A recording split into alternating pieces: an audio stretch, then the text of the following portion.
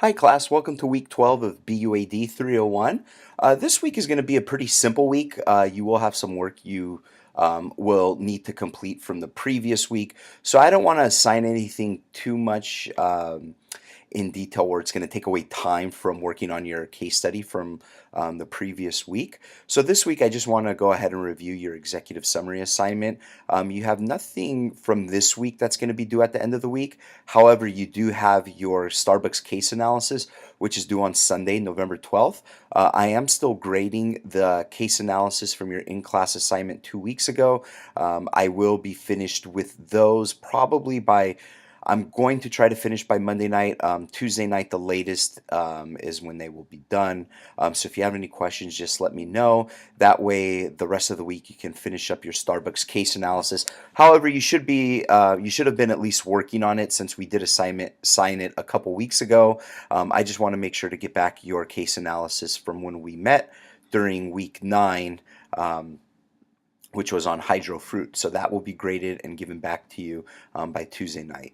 And then you will be working on your other case study assignment, which is going to be due at the end of this week, Sunday, November 12th, which is your Starbucks case analysis. And then this week, we're going to go over the executive summary assignment, and that's going to be due on Sunday, December 3rd. So you do have some time for your executive summary. So what I'd like to do is let's take a look at the tips on writing an executive summary document that I uploaded for you. You should be familiar with writing an executive summary. You should have a good idea of what it is and what it contains. Just as a refresher, remember an executive summary is a one-page document that's going to be at the beginning of a report. Think of it like an abstract of a publication. You know, when you read an abstract, it gives you an idea of what the book or story is going to be about. That's what an executive summary does in a report. It lets you know what the report is about. It doesn't use any opinions. It doesn't quote anybody. It's really almost like a fact sheet given what the report entails. So let's kind of take a look at this, how to write an executive summary document.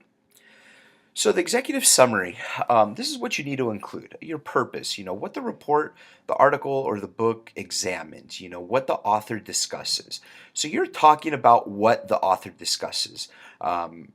Or what the report discusses or what the book discusses. You're not including any of your own opinions.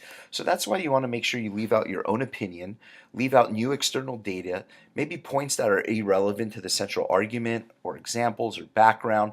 An executive summary just gives an idea of what it is about. For example, when I worked at a .com, I was the marketing manager. Once a quarter, I would have to create a marketing campaign. And for this marketing campaign, it would be anywhere, the report would be anywhere from 25 to 100 pages on what we're going to do for our marketing procedures, for our branding. Well, once I was done with the report, I would write an executive summary. An executive summary would discuss what that report was about.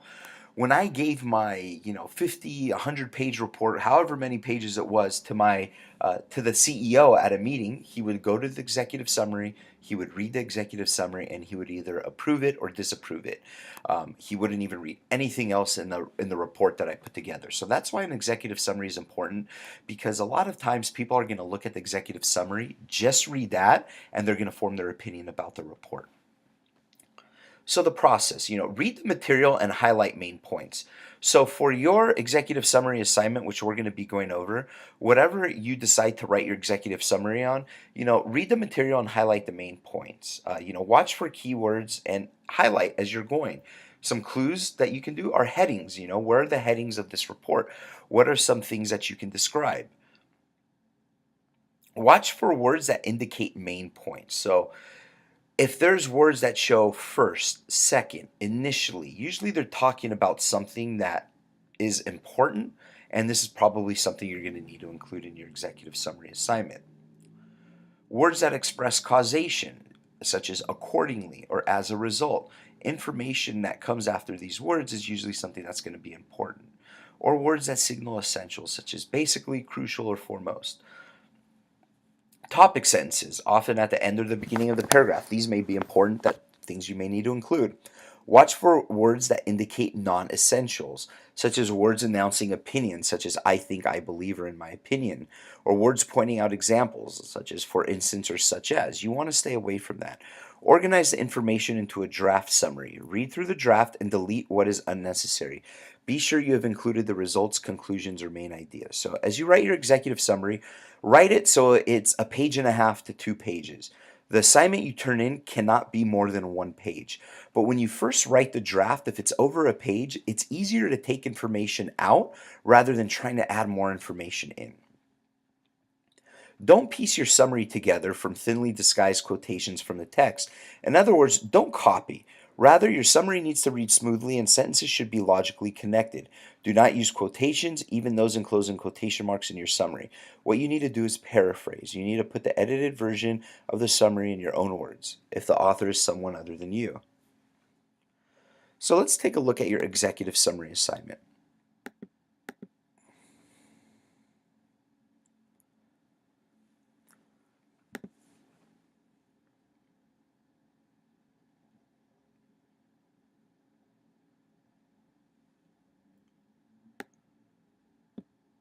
So this is your executive summary assignment. This is what you need to do. It's worth 50 points and it's due December 3rd and you need to upload it to Titanium. So as a business student, review the California State University Fullerton Library database system and select a business journal, such as maybe the Journal of Management. But it can be any business journal. And you don't even really have to use the library database. You can use Google Scholar as long as you are reporting on a publication.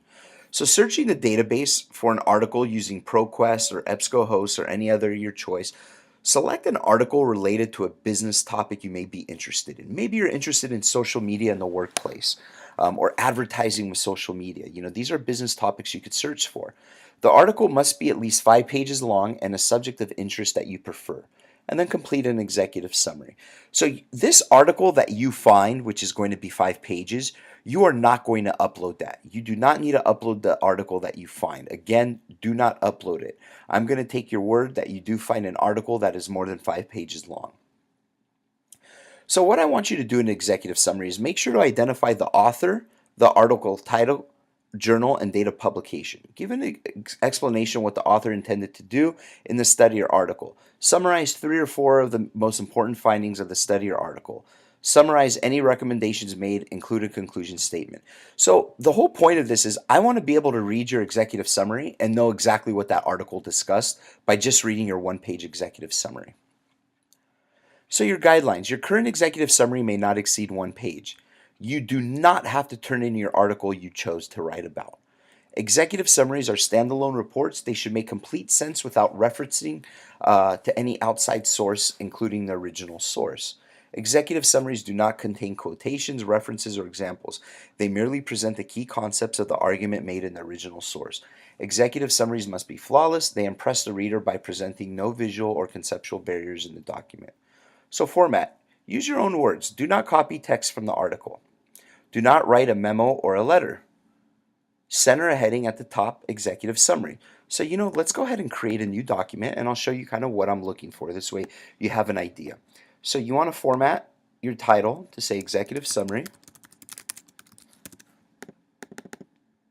And then go ahead and put your name and your date at the top. So today is November 6th, and that's the format you're going to use.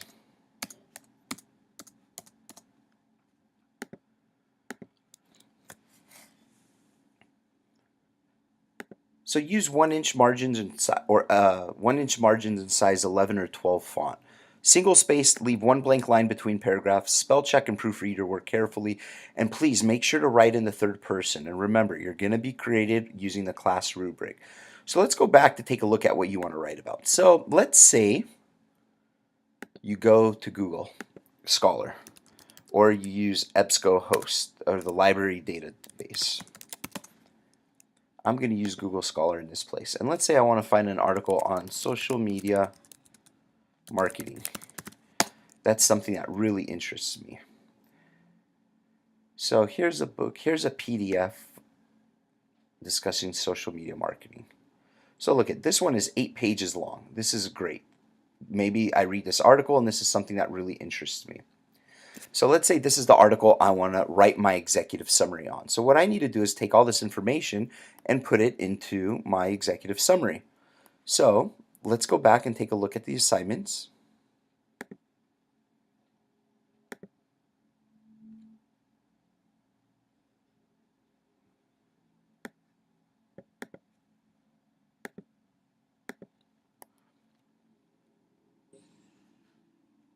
So what you need to do is you need to identify the author, article, title, journal, and date of publication. So here for your executive summary, you can start writing and focusing about the author, article, title, journal, and date of publication. So um, you can start typing in your first paragraph and identifying the author, article, title, journal, and date of publication. So this article is written by, and you'd put person's name.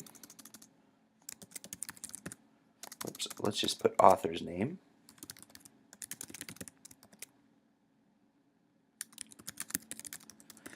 And was published in 2000, let's say 14.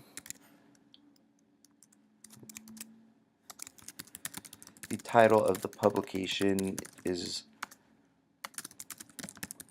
called, and then you put title here. And remember, it doesn't have to look anything like this. Then what you would want to do is go to the next part. So give an explanation, excuse me, give an explanation what the author intended to do in the study or the article. So you could put background of article for your title. So in this article, the author intended to ... and you would write a paragraph here discussing what the author intended to do. So let's say that's about a paragraph long. So it's going to look something similar to this.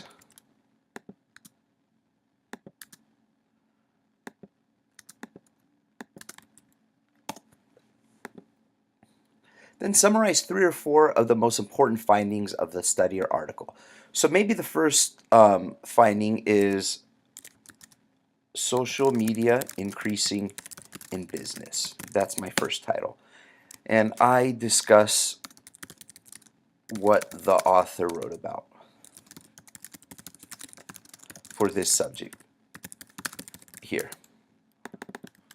And this will be, let's just say, a couple paragraphs. Or excuse me, 1 paragraph.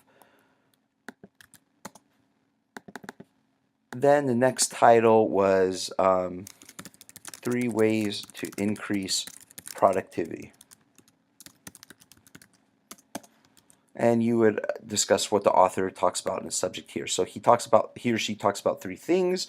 So let's just say the 3 items discussed are, and then you can put the 3 items here.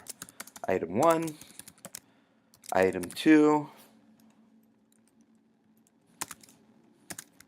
and then item 3. And then maybe you want to describe each item as well. Put describe item.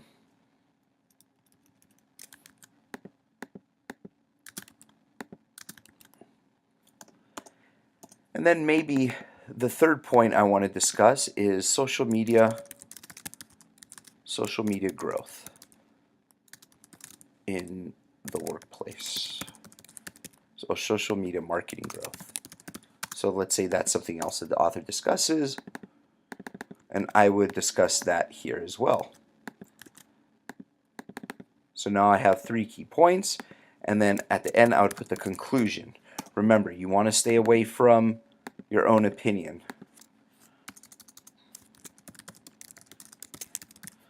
And that's kind of something what your executive summary assignment will look like that you need to turn in. Single space, skip a line between each section, and go ahead and turn it in. So this assignment isn't difficult. It just takes a little time because you have to find an article that interests you. You have to read through the entire article as well too. Kind of like this whole article, I have to read through it, see what it discusses. Is this something I can use? So here, this article discusses big brands and social media. The social consumer decision journey. So these are maybe points that I think I might want to include in the executive summary. But either way, you want to make sure that your executive summary has a formatting similar to this. And remember, this executive summary, you have some time to complete it. It's due on Sunday, December 3rd. I will remind you too the week before or the week of that it needs to be completed. So that's what I'd like you guys to complete this week. If you have any questions, please feel free to reach out to me. Again, all my contact information is up here at the top. I'm available 7 days a week, and I want to wish you guys all the best of luck this week. Thank you.